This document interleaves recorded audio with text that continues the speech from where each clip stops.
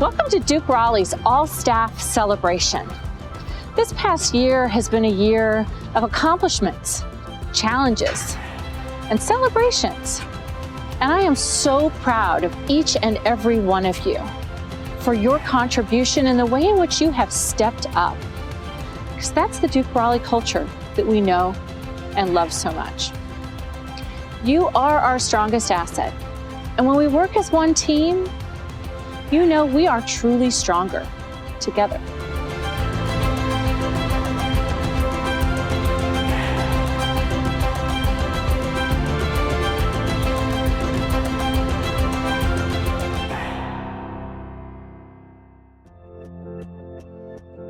I've been a member of the Duke Raleigh team for more than 18 years, and I know just how special this place is.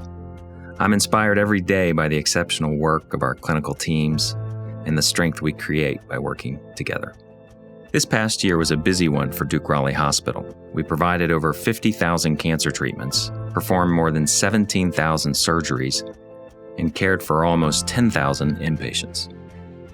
Safe, innovative, quality care is a source of pride for Duke Raleigh.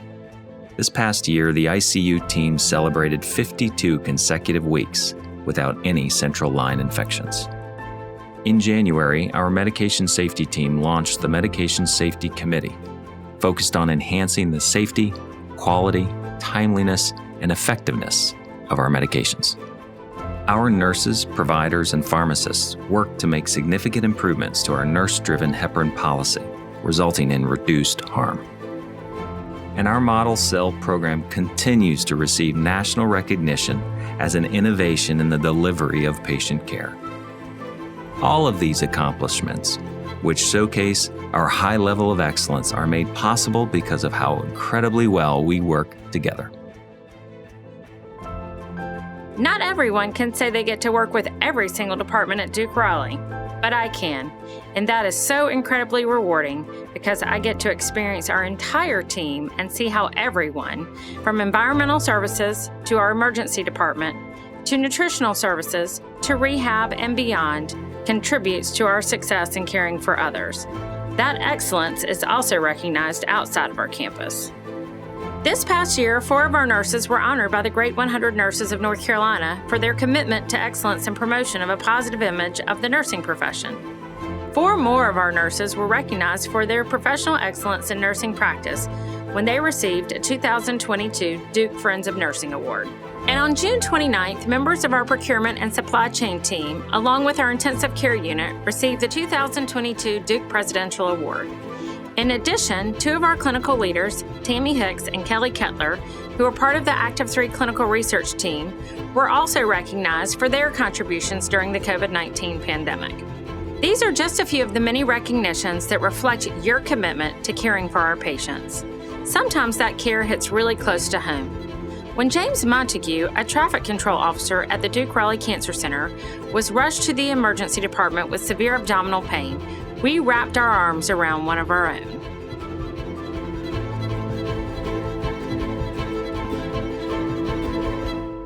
Really, James is just James.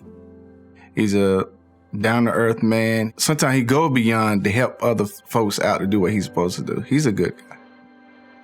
I'm the type of person that rarely gets sick. I would have never imagined something like this. We had tacos that day and everything was fine. We were laughing and joking about the good old days and things beyond, but he never complained about anything. Finished the day, came home, and somewhere around about 7:45, that's when I started having these pains. At first I was thinking it was the tacos, but it was a lot worse than that. When the ambulance arrived, they said, "We're going to take you to Duke Raleigh." And I was like, oh my goodness, what a coincidence. One evening I was on general surgery call overnight. At 5:40 that morning, I got a call from the emergency room physician about a patient who had an incarcerated hernia. Often when patients have been there overnight, they are trying to catch sleep as they can and the lights are out. And I quietly went in and introduced myself to the patient. And James looked up and said, "Dr. Herbert, it's me, James." And I had to flip on the light and realize that it was James, who I'd see nearly every day outside of our office building. I explained to James my concerns that the small intestine viability might be threatened and that this needed to be managed surgically. Very scared because this was the first major operation I had ever had.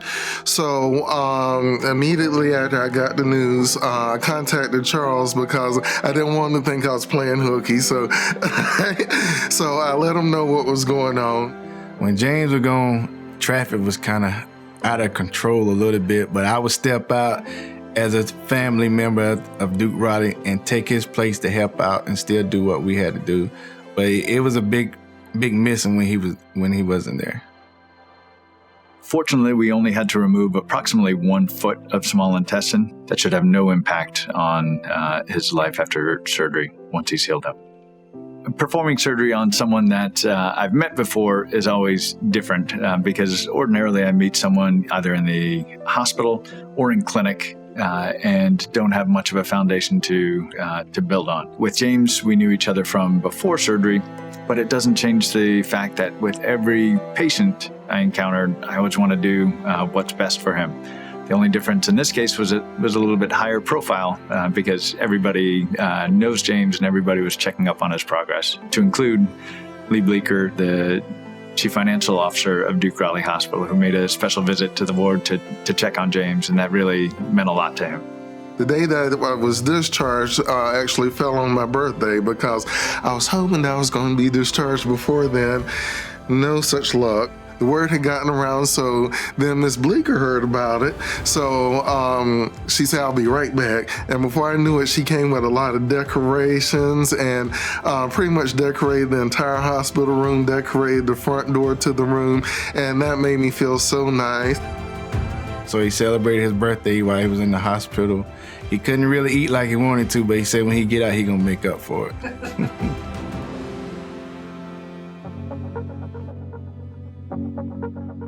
This hospital runs like a well-oiled machine. Even when we hit road bumps, we find ways to keep going and deliver exceptional care. By lifting each other up to do even better than we ever thought possible, we find ways to be stronger together. This year, we strengthened our bonds to each other by growing our Diversity Council. Every day, we are working to ensure that patients and team members' cultures, beliefs, identities, and traditions are widely recognized, honored, and respected. Together, we continue to promote belonging and inclusion for all. Being stronger also means having the tools to care for others. With the completion of our new peri-op space, 35 new pre- and post-surgical beds enable us to provide more care to those in need. Caring sometimes takes different forms. Thanks to the generosity of our board, we were able to add a little bit of brightness to cancer patients undergoing radiation therapy. A local artist created a mural of inspiration for their journey. Many of our community partners play a big role in helping us bolster the care we are able to provide to our patients. We have partnered with a nonprofit organization called One of Us to provide support for gynecological and breast cancer patients.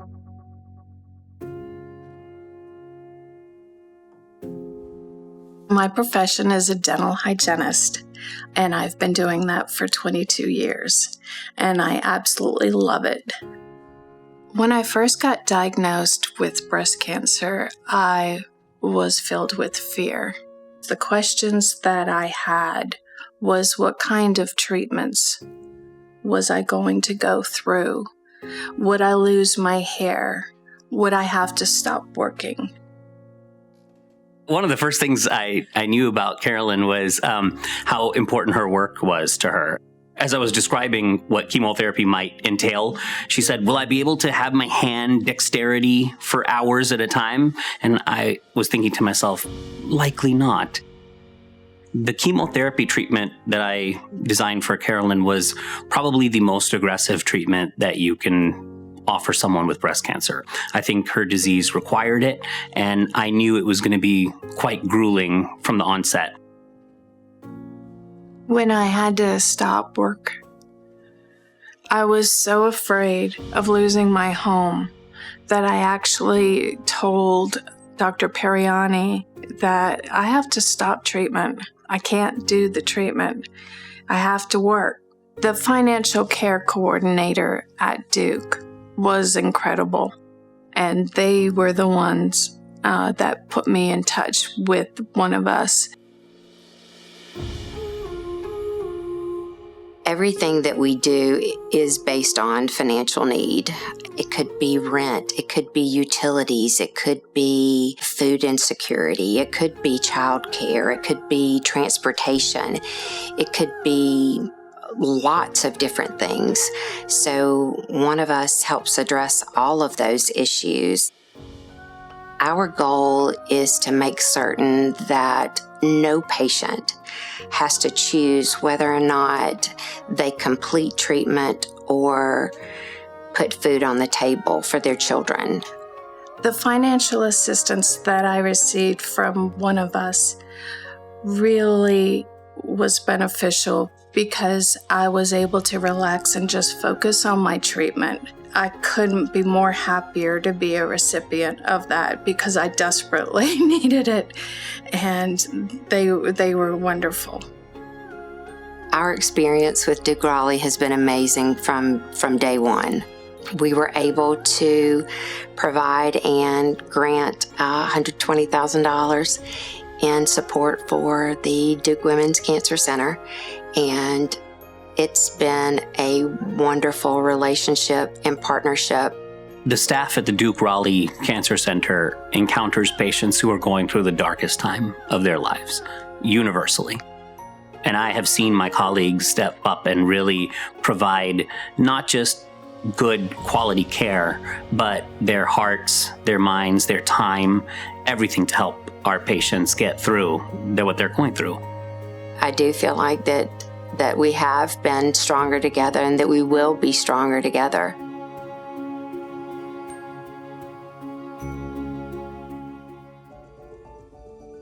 I've only been at Duke Raleigh for a few weeks, and I am already impressed by the strong culture of this organization.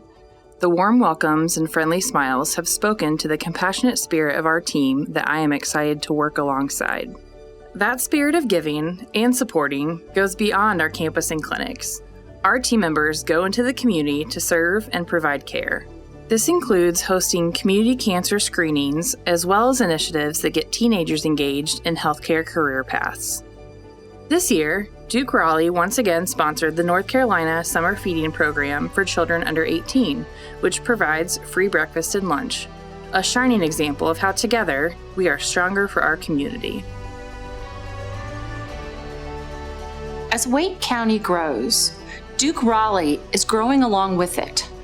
We recently opened a physical and occupational therapy clinic at Duke Health's Green Level facility in Cary. And we saw the return of our cardiac rehab clinic at Midtown. As we expand our footprint, we are also focusing on what makes us so strong, and that's you, our team members.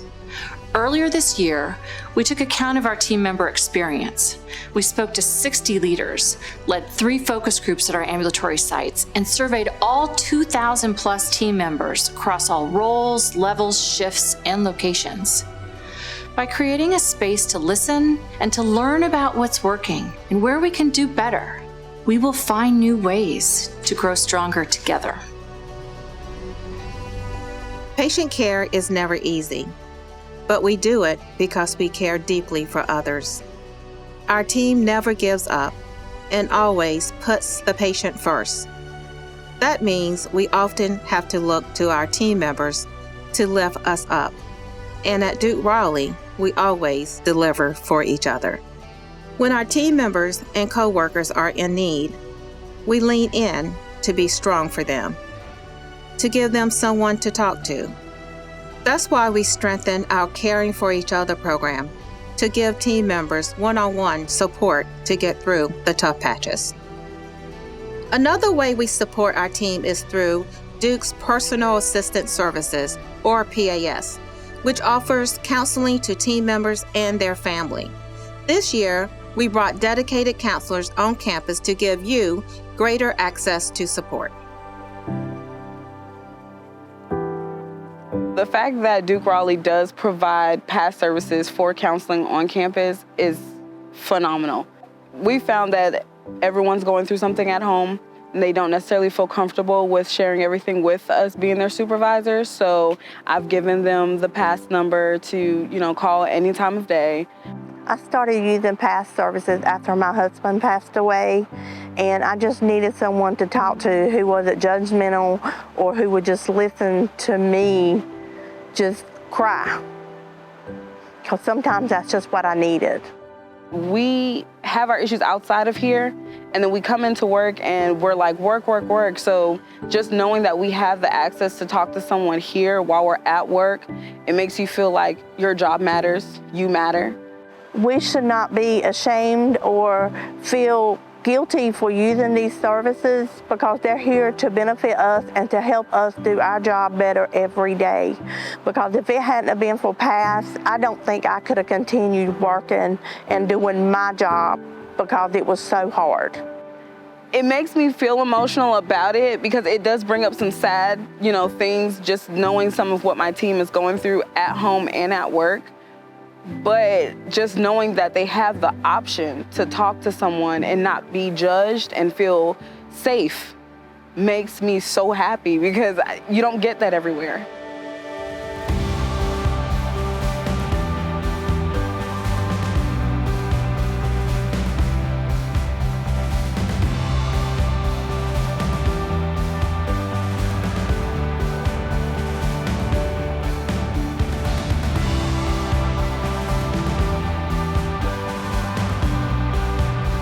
I'm excited about what this next year holds as we continue to strengthen our culture, support one another, and build on the care that we provide.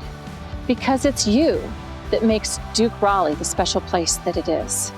On behalf of your leadership team, just want to say thank you for everything that you do every day. And it's true. Together, we are stronger.